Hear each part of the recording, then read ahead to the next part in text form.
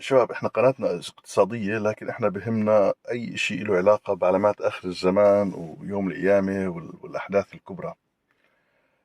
زي ما بتعرفوا في حديث عن سيدنا علي قديم، وتأكدت من صحته بأكثر من طريقة. بيقول لك إذا اختلف أصحاب الرمحان في الشام، يعني صارت البلبلة اللي صارت بالماضي، فإنها لا تنجلي إلا عن آية من آيات الله، رجفة يذهب على أثرها حوالي 100,000 شخص، وهذا اللي صار.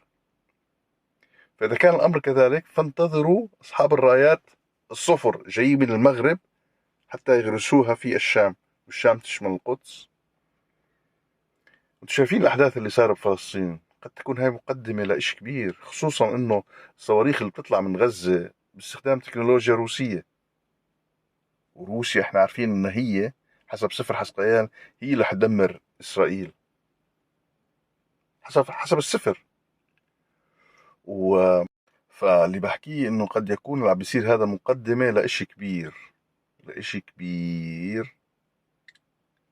فالعدس اللي عندكم إياه اللي جمعتوا، واللي جمعوا ما يكفيكم لمدة سنة، وارموها بمخزن بغرفة كورقة أمان. هاي نصيحتي.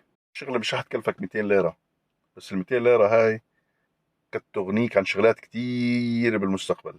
قد تسوى 20,000 ليرة هال 200 ليرة بعدين.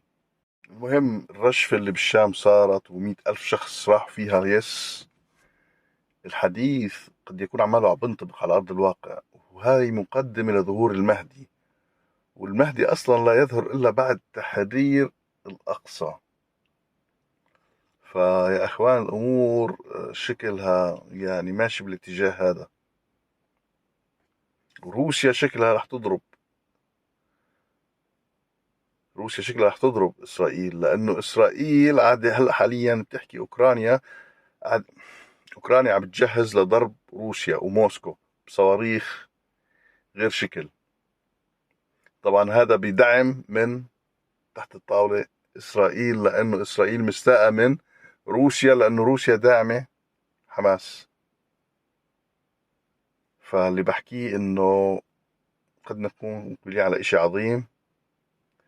بس عم بحكي لك جيب لك أبو كم شوال عدس وبقوليات، دول بعد 10 سنين، حطهم تأمين بأي غرفة وسكر عليهم وريح راسك يعني، وروق. بالنهاية الشام هي أرض المحشر والمنشر، هون أفضل مكان تتموقع فيه. والله يحمي البلاد والعباد.